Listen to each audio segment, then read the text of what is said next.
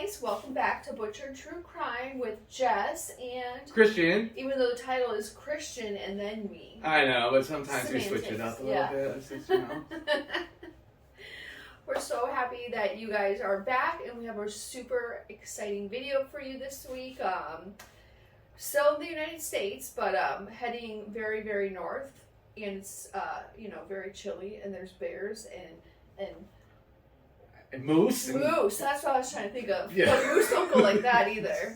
But, That's a kangaroo. Yeah. We're in the wrong... We're going to Alaska, kids! The last frontier, baby. Yeah. I have, like, this weird obsession with Alaska. Like, it just... Something about the whole Alaska and, like, it's just being so remote and not that many people and all this land. It's like, Alaska's the biggest state. It's, like, what, two times the size of Texas. Mm-hmm. Like, that's crazy when you think about it. And I don't know. I've always just had this fascination with Alaska. And then, of course, serial killers. Right. So I looked up, like, Alaska serial killers. Today's case is on a man named... Robert Christian. Yeah, it's his name. And I swear I didn't even realize... until I had sent him, I was like, hey, check this guy out. We should do him. He goes, are you kidding me? That's my first and last name. But then he looked it up. He's like, yeah, we should do that one. Yeah, we got to do this guy. This is good. We went overseas last time, so yeah. now we're going to go to colder weather, Colder weather. Yeah. Colder weather, yeah. But it's, this one's wild. It resembles a lot of, like, Christian was just saying, the John Wayne Gacy. Yes. Not involving children, thank God. But it's just, it's still like, I feel like each one of these that we've done so far, they're the same because they're killing people. Right. But they're different in like the way that they're doing it. Right. And it's just, we're getting creepier and creepier here. Yeah, we are. This guy was sick. Yeah. I mean, just like the mind fuck behind it. Yep. His name is Robert Christian Hansen. And he was born on February 15th, 1939 in Estherville, Iowa, to the parents of Edna and Christian Hansen, who was a Danish immigrant. Yeah. And they came over to the States, and he was the eldest of two children. And his father owned a bakery. And from what I gathered, his parents were not the nicest people in the world. He used to refer to his father as the big bad guy. His father, he would have to go in at like 2 o'clock in the morning at the bakery until it was time for him to go to school and work with his dad. And his parents were like really devout Lutherans, and his father was a very domineering guy. And but I didn't read in my research that I did, because Christian and I, like we said before, we research separately and then we come together and do it right here. Like, we don't discuss it until we're in front of the camera. Right. So a lot of the research I was doing, though, this is the first one, unless I missed it, that, yeah, his father was very domineering, and with some domineering, maybe some, I'm sure, definitely some emotional abuse became, but no physical abuse. I didn't read of any physical abuse. I didn't either. Which this would be the first one. And I didn't read of any alcoholism. Yeah. All the other ones had alcoholism in it, but not this one. Not this one. So. But religion was involved in this one, too. Yeah, that could do it. And he actually worked for his father's bakery, and his father forced him to do that, and he was left-handed, and his parents forced him to use his right hand. I don't know why. Yep. I mean, that's wild to me. I'm left-handed too, and it's so crazy to think that, like, and not so long ago, that how children grabbed a pen or a pencil or how they used it was such like a thing. Uh-huh. Like, why is it a big deal? I'm left-handed, you're right-handed. So, like, so what? Right. And if you made me use my left hand, I can't draw a straight line with my left hand. I can't draw a straight line with my right hand. It's just, it's how our brains work. Like, exactly. Yeah, they owned a bakery, and Robert Christian was, he was a kind of like an outcast in school. He was a loner. He suffered from severe acne. Scarring and everything. Yeah, it was really like pock marks all over. And he was rejected from almost every woman that he spoke to in his school. And it made him become a loner, quiet, shy, and he suffered from a terrible stutter, especially if he was trying to, socialize with his peers or talk to girls. Like, his stutter would increase drastically. Yeah. Yeah. And he really felt out of place as a child. Yeah, the stutters, like my grandmother had a severe stutter too, and especially when they're in situations that they're not comfortable, at least for my grandmother, and it seemed like in this case as well, like when they're in situations where they're not comfortable at all. I know, like, I speak for my grandmother, it would get so bad, but then she'd sit there with somebody like me who she's comfortable talking to, her granddaughter, and you wouldn't hear it at all. And she was fine. Yeah. But they actually, they moved to California for a brief period of time and then came back and took up residence in Pocahontas, Iowa, and that's where they opened a bakery and, made their life living in Pocahontas. And like I said, in this school, it was just a disaster for him. He was picked on, he was, shunned. So because he was shunned, he took up archery and hunting as a hobby because he had no friends to enjoy any extracurricular activities with or sporting events. So he took up hunting, which he was very good at. Yes, extremely well. Very good. And he actually joined the U.S. Army Reserves, and he was doing that for about a year before he was discharged. And even during that time when he was young, he was getting like prostitutes and stuff, and he thought that they took advantage of him and his money and all that stuff, and they were trying to extort him, and it really made him bitter. Yeah. Did you? I couldn't find out why the Army discharged him. I looked that up too, and I don't know if it had something to do with the prostitution and stuff. That could be it. But there was no concrete thing stating as to why he was discharged. If you guys, I know with me, when I watch a lot of YouTube true crime cases, I'll go and like research it more. So if you guys find it, put it in the comments and let us know. Yeah, let us know, because I want to know. Yeah. I want to know. Yeah. So then he became an assistant drill instructor after that, and he met this woman, Carolyn, who he wed shortly after, and they were together for a brief period of time, but something was brewing. The mischief was coming. Yes, it was. And he actually ended up burning down the school bus like garage that had like theater stuff in it and equipment and cars and stuff in that. And one of his buddies ratted him out. Oh. And his father was like petitioning, saying, "Oh, my son didn't do this. My son didn't do any of this," and all that stuff. And then, he actually ended up copping to it after his friend told the police that it was Robert Christian. Yeah, and his dad was probably like, "Damn it." I know. As parents, we always want to believe our kids and see the best, but sometimes you just gotta look at the facts. Right. Sometimes they're little shits. Yeah, exactly. And during that time, like when he was arrested and jailed for the arson of the school garage, his wife of a very short time ended up divorcing him. Yeah, she dipped out on him. Yeah, no kids involved. No, not with this one. After Robert was released from prison, he didn't serve his full sentence. He served about half of it. Right. He was released, and then for the next few years, he would be arrested for little, like, petty theft, minor petty thefts, nothing crazy. I mean, still arrest, but so for you to remember, like, he has a record. He's done time already, and yeah. So his dad, started just picked up and he's like, his family started to get a bad reputation, so he picked up his family and he moved to, I believe it was Minnesota, Leech Lake, Minnesota, where he bought like this. His father bought a like bed and breakfast type of company or business, and he met his second soon-to-be wife, and she studied education, and she was also very religious.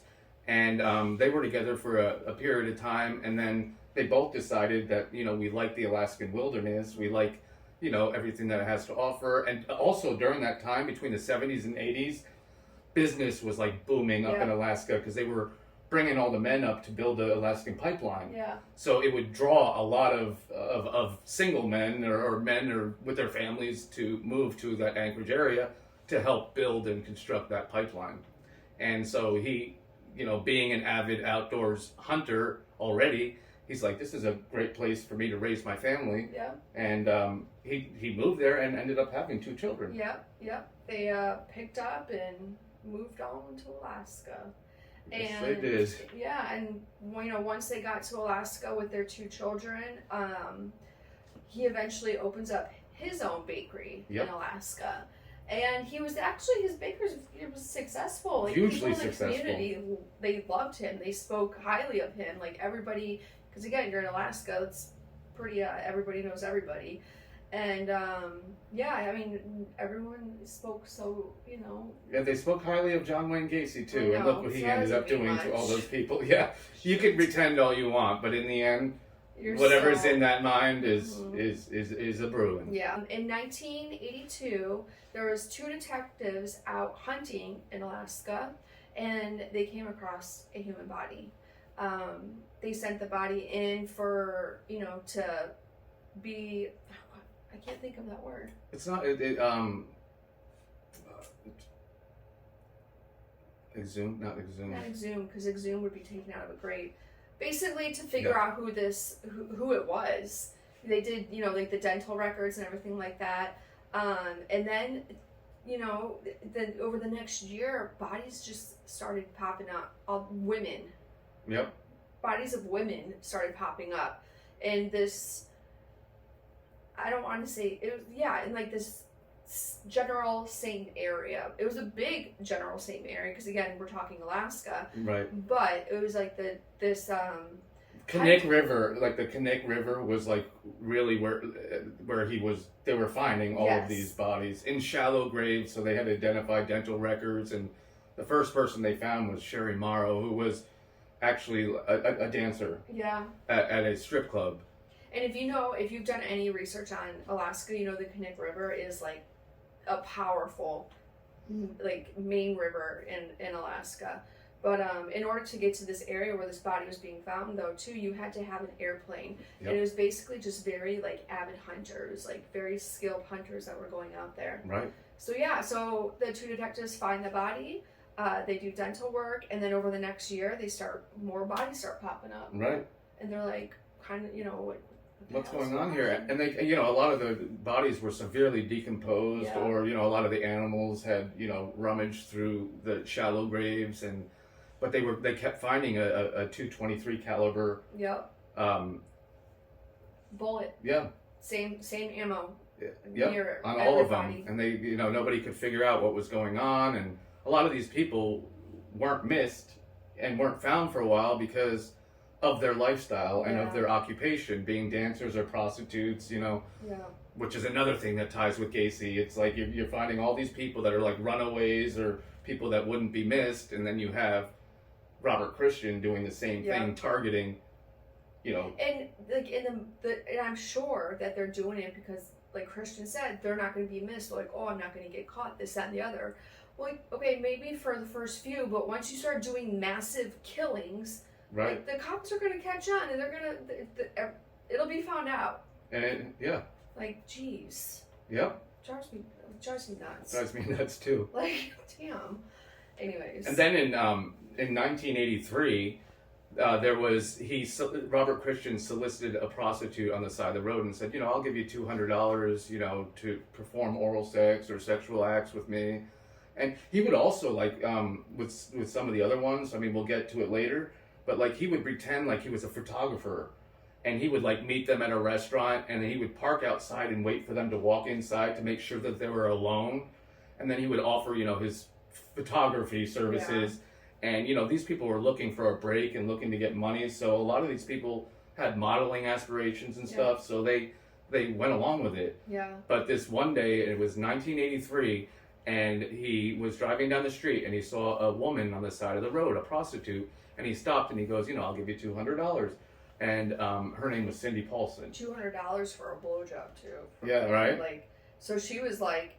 Hell yeah! Yeah. At first from the research I did at first, like, she has given interviews where she was like, she was apprehensive, like, nobody ever pays that much for that. But she was like, I needed the money, and like, I was just hoping it was legit. And he looked like an innocent, a scrawny little, somebody that wouldn't be threatening. Right. He had a stutter, somebody that, So she was just like, oh, I trust him. Well, as soon as she got in the car, he handcuffed her, and he pointed a wooden-handled revolver to her head, Mm-hmm. and said basically, "Shut up! You're coming with me." And he took her to his house. Yeah. Now, a lot of times I was wondering, like, when he was taking her to his house, like, where's the family? Where's all these, his family? I know. I was wondering that too. And then I dug a little deeper, Yeah. and it turns out that she would like take like a whole summer long vacations to visit family in Arkansas, in Iowa, and there was even like a European trip that they went on. Yeah. So that was like prime opportunity for him to commit all of these heinous acts. Right. And he actually brought Cindy Paulson to his house, and in the basement he had a long chain and he tied her up to it, and then that entire night for hours just sexually abused her and molested her, assaulted her. Yeah. And and then what he decided to do?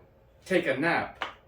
He decided to take a nap, and she's hanging there, but while she's hanging there, she's looking at all the stuff that's surrounding in his room to take a mental note of everything that was in. Everything was very clean and organized, but he had like, hunting trophies of heads of, moose and deer and stuff, because he won a lot of awards for shooting some of the biggest animals and in Alaskan history, because he had started so young in hunting as it was. So he was a very skilled hunter. And I loved that she was like literally chained, from hanging from the ceiling, and she's looking around, remembering everything, because like I was thinking, I'm like, that girl, like she was like, no, I'm getting out of here. I'm gonna remembering shit, and I'm gonna go like, right. I got you. Can you imagine how petrifying it would be though? Yeah. To be in that position, So scary. You're totally hopeless. Yeah. And helpless. Yeah, and to still have that strength to like try to remember everything. Yeah, there's a fish there. There's there's a bear rug there, and like she's just remembering all this stuff. Yeah. And then after he got up from his nap, he's like, you know what? I'm gonna take her out to my cabin, which is only accessible by his little bush plane that he had, because he had money. He did. I mean, he had scammed in like an insurance company once. He told them that they stole all of his prize like taxidermy stuff, and he actually got money from that, and that's how he actually opened a bakery in the first place. But and then when he got caught too, he told them, like, he was like, oh yeah, I just forgot to let the insurance company know I found him. Yeah, I found him outside in the back. What? Just, oh yeah, like not so nonchalant, like, yeah, I just forgot. Right, and that's just the way he spoke. That's the way he was. Like, he was just very calm and very matter of fact, and it was weird. Yeah. But anyways, he drove Cindy Paulson to the airport where his plane was, this bush plane, and she was still handcuffed in the back seat, and he threatened to kill her. He said, don't even think that you're going to try to scream. Don't think that you're going to try to tell anybody what's going on. I got alibis from friends that his friends, his wife knew that he was picking up prostitutes, but his wife was also like, she's religious, and she's like, I'm not, what am I going to do about it? Yeah. And she believed in the sanctity of marriage. So, which is wild, like, I don't know. And for him to get his friends to collaborate and to say, oh yeah, he was with me, and well, we'll get to that. Yeah. Once he actually, so they get to the airport, is what I'm saying. And he starts to load. She's in the back seat with her handcuffs on, and he starts to load his plane and put the rifle into the plane. And she's thinking, this is my opportunity to get out of this car. And she actually kicked the door and started jetting, running, half naked and handcuffed, running down the street. And he notices, and he starts running after her. But then there's another truck that starts driving towards her. And she flags him down, and this man picks her up, and she's telling him what's going on and all this stuff, and please take me to my hotel, and all this stuff, and he takes her to the hotel room. And he was that guy that picked her up was trying to talk to her, like, let me take you to the police station, and she was like, no, take me to my hotel. Right. I was like, oh jeez, where's this going? I know. But it's the whole thing's just wild, and the fact that he was chasing her and he saw that other truck coming and was like, yeah, and he got out of that airport quick, very quick. Yeah, I was like, damn. Yeah, So yeah, the guy drops her off at the hotel, and I can't remember if he goes to the police or if she does. Well, actually, so when they get to the hotel, the front clerk actually notified the police, as well as the gentleman that picked her up while she was running, and so they alerted the police, and the police showed up, and she was still half naked and handcuffed, and she started giving them all the story, and they said, you know what, we're gonna take you to the hospital to get, because she was assaulted, for several hours. And she's like, well, before we go there, let's stop at the airport. I want to show you the plane it was and everything like that. So they stopped at the airport, and she points out the plane. And while they're, she's looking around it with the detectives and the policemen, a security guard comes up, and they start asking him questions, and he goes, I took a picture of the license plate of that car. Something was weird. Something was suspicious, which is very really good thinking on his part. It's great thinking, but at the same time, it's like, if it was weird and suspicious, why wouldn't you just call the cops? Even if you were like, hey, listen, I don't know if it's something, but it might be. Right. Like, maybe want to come out and check. Right. But anyways, at least he got a picture, so. Exactly. Yeah. And that's how the police traced the license plate to Robert Christian Hansen. And the number on the side of the plane, too. Yeah, he had this small number. He actually used to write the tail number of the plane. You know how they track flights while they're flying around?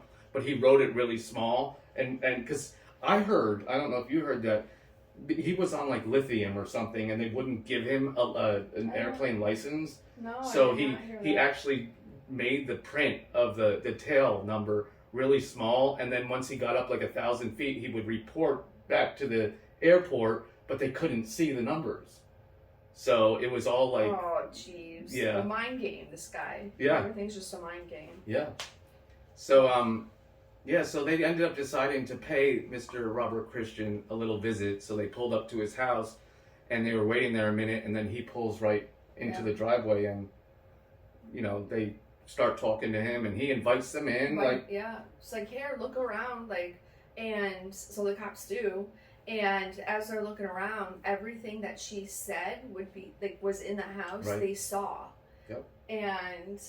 But then this is where his friends step in and give alibis for him. Yep. He was with us here playing poker. We were working on a plane for a seat for his plane, and he was with us till 5:30 in the morning. He thought he was just covering up for a friend that was having an affair with a prostitute from his. Nothing huge or anything of this caliber. But it's it's still, if the police are involved, I don't know. At least maybe ask the police, hey, what's going on? Right. And then decide if you want to cover for your friend or your buddy here, but. I had heard also while she was in the car, she kicked off her shoes and put them underneath the car so they could track. So she could collaborate and say, this is my story, corroborate, and my shoes are there. But they couldn't find, there was no sign of a struggle or anything in his house. This guy cleaned up after himself impeccably. Yeah. And even in the car, the shoes were gone, nothing was found, but everything that she stated about his house was in fact true. Yeah. And they they found rifles and stuff in a board of his house. But he was a hunter, so it was just what are you going to do about it? Yeah. You think, though, too, that then they would have, all those bullets they were finding next to all the other missing bodies, that they would have had in the system and traced, and they would have done some testing on his guns or his ammo or something. Testing, yeah. They could have caught him right then and there, but yeah. What can you do now? We should be detectives. I know, right? We wouldn't have let this go. No. I mean... So they actually took her to the police station, and they were questioning her, and she was giving, all this information, and then they asked her, would you be willing to do a lie detector test? In which she said, No, because she had a severe distrust at that time, most prostitutes had a huge distrust of the policemen. So, and she's they're not going to believe me. Yeah, and that wasn't just in Alaska, that was across the U.S. Oh, everywhere. In the early 80s, prostitutes, and there's a big no-no with the police. Oh, yeah. But it's just crazy. I mean, I you know, so with that, like with her being scared of the police, I can understand, you know, her not wanting to do the lie detector test, but at the same time it's like, oh, but you have nothing to hide either. Like, you didn't do anything wrong here. I know. It was just a matter of like, they're not going to believe me.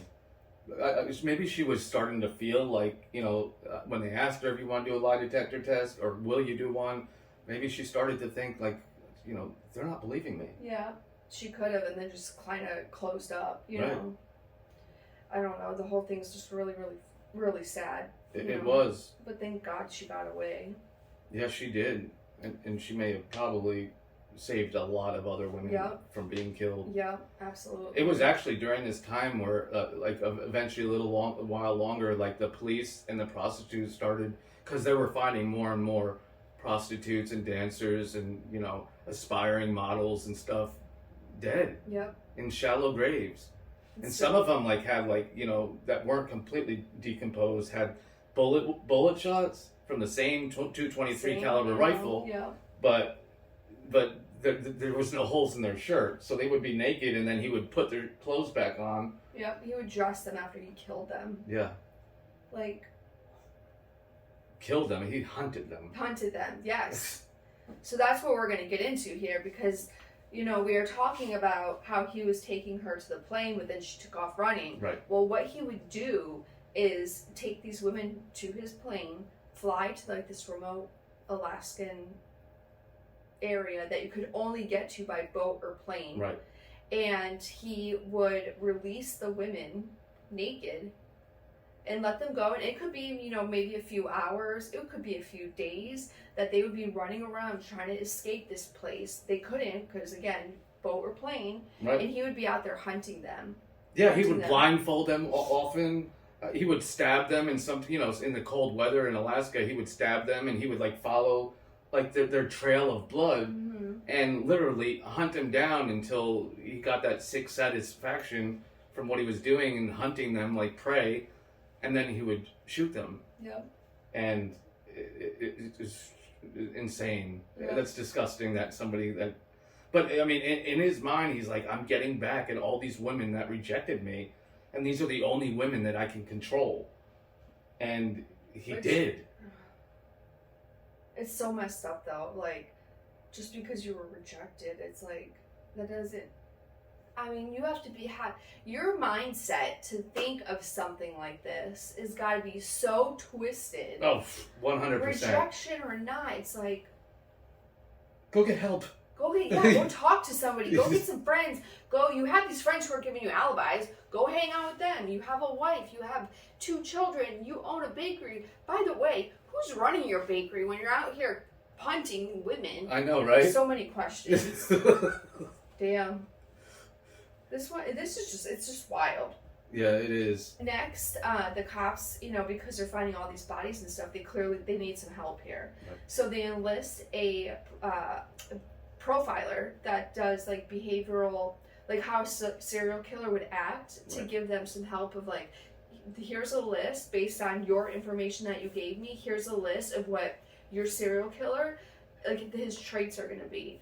And this one was wild. Yeah. When they came back with that. Right. Yeah. And his name was John Douglas. And so he looks over all the information that they have and then comes back to them and said, listen, this man's going to be, you know, a middle-aged man with a family. Right. He's going to collect emblems and like little trinkets from each one of his victims. Right. He's going to have a stutter. I couldn't believe that. He got it down to the stutter. The stutter. And a business owner. He said he's gonna be a business owner. That like kind of fit into society and everything like that. That people would love and speak highly of. Right. And had a previous like problems with women and being rejected by women. I was like, that's crazy how they nailed it to a T. Yep. I mean, if you watch Criminal Minds, this guy. Oh yeah. I mean, everything just down, boom, boom, boom, boom. Robert Christian just hit every single one. The murderer, Robert Christian, not me, not him. Not me. He's a good guy. Yeah. He's a good egg. That's right. We like him. Thanks. So now the cops, you know, they have all this great information to go off of, and as they're looking at it, they're like, wow, this sounds familiar. Maybe we should look at Robert Christian Hansen again. Yeah. So with that being said, they get another search warrant. Yeah, and they also brought him back to the police department, and they started like questioning him. I don't know if you saw that, but when they were doing the interrogation of him, they had all the pictures of the victims all over the wall. Which I'm like so iffy about that, because it's either going to give their killer like a satisfaction to see their faces again, or it's going to make them like clam up and like look, I don't know how I feel about that. Sometimes I'm like, don't give them anything that but and he was still denying it. He was still denying it at the time, you know, until they actually executed that second search warrant, and they went to his house and they started to explore a little deeper into his house, and they started finding like emblems and trinkets from, like she said, the victims that he had killed.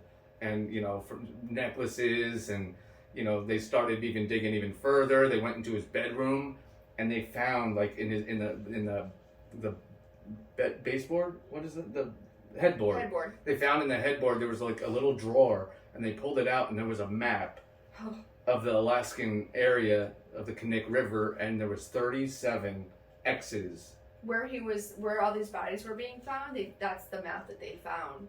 Yep. And he was like marking all of them. And then also while they were doing the second search warrant, as some of the police are walking out of the house with bags of stuff, one of the wife of one of his friends, who's a neighbor, saw the cops, and she came over and she's like, listen, my husband gave an alibi for him the last time he was in trouble, like not so long ago, and that's not true. He wasn't with him that night. My husband just thought he was just helping him out with some like little minor police matter. Right. Whatever this is, he's like, she was like, I'm telling you, like, he wasn't with him that night. My husband messed up and lied to you guys, giving him an alibi, but none of that was true. Right. And they started finding like the 223 caliber rifles and stuff like that. Everything started coming together, and basically that's when the police, while they were interrogating him, said, we got you. And he got mad. He got really mad at first. And then, he started like confessing to some of them. Yeah. And he actually did like a plea bargain with them. Well, which is like we'll lessen your sentence, but he wanted to be moved to another area where he would end up being jailed. Because, if you go into jail and you're convicted of rape or whatever, you're going to get destroyed by the population that's in the jail. Yeah. That's just the way it was. So he only confessed to what, 4? 4. 4.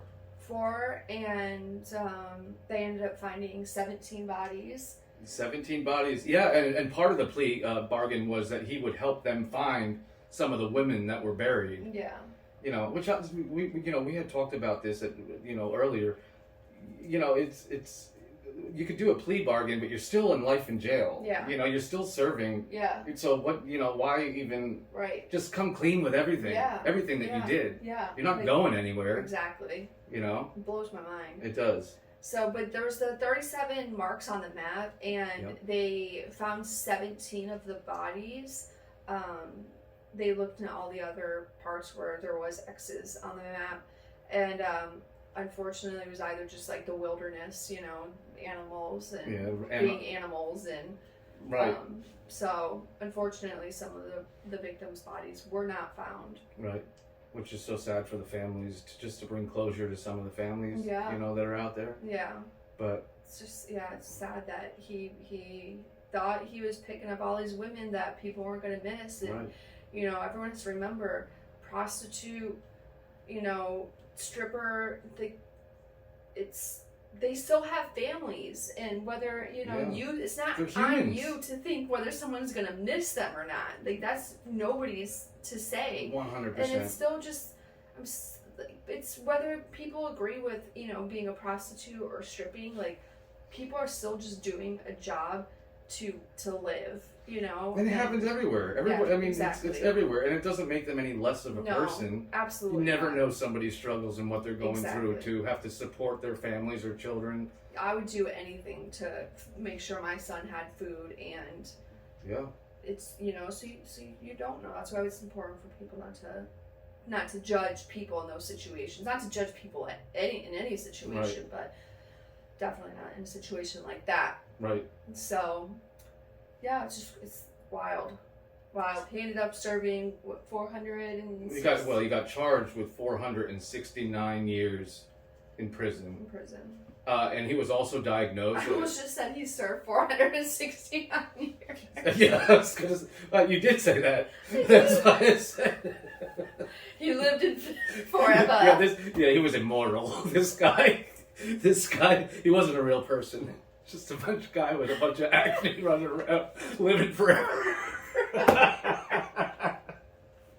This isn't funny.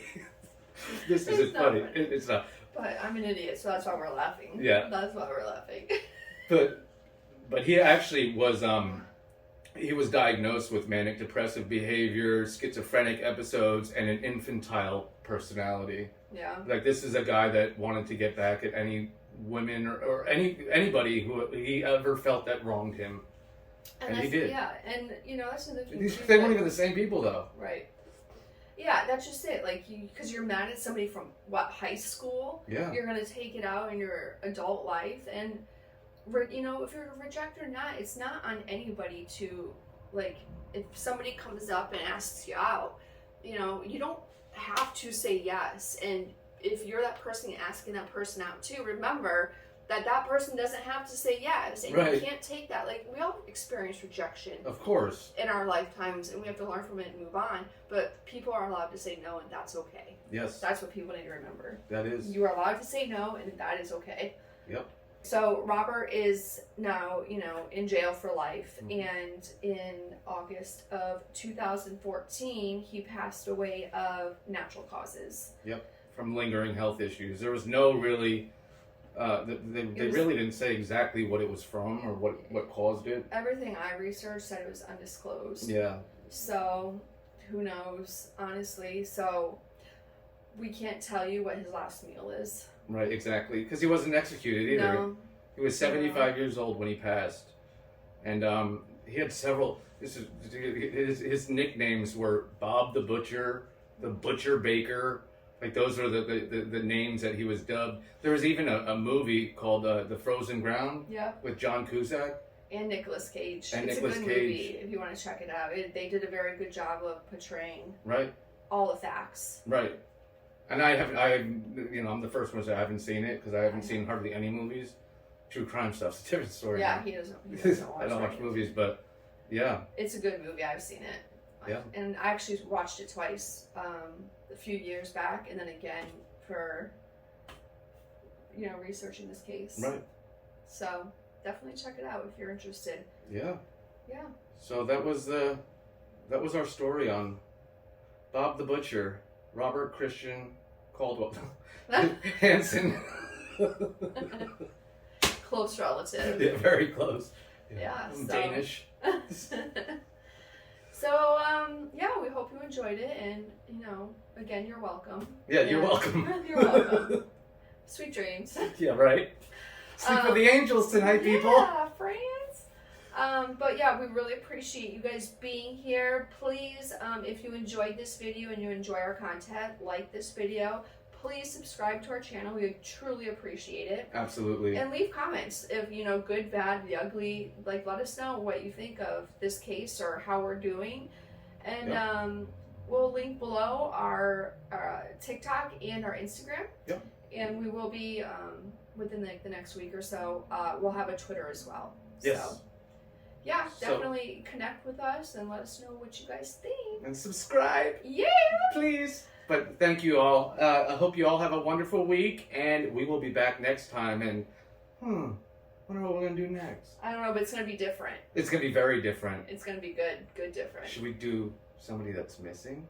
Yes. I think so too. I think so too. All right. Yeah. Thank you all. Bye, we'll see you next time. Buddha. Buddha.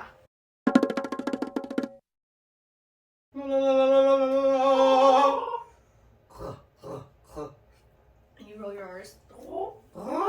Hardly. Awesome. Oh, I didn't even shave my legs for Thanks, this. mister. Yep. How much do you mean? Me neither. Awesome. What was I gonna say? I love Can we just Pocahontas? Pocahontas. Yeah. I just want to live there. I feel so happy there. I know, right? Pause. Time for a lipstick break. Pause. Perfect. Perfect, darling. Perfect. Come back and tell your friends. That was perfect. Yeah.